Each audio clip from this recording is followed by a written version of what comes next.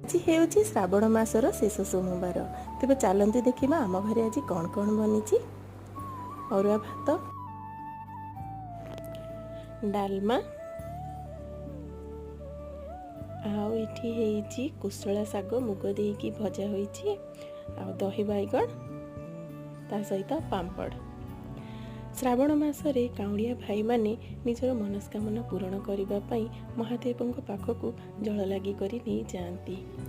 ଦେବଦେବ ମହାଦେବ ସେ ସମସ୍ତ କାଉଡ଼ିଆ ଭାଇଙ୍କର ମନୋକାମନା ପୂରଣ କରନ୍ତୁ ଏବଂ ସମସ୍ତଙ୍କ ଘରକୁ ସୁଖ ସମୃଦ୍ଧିରେ ଭରି ଦିଅନ୍ତୁ।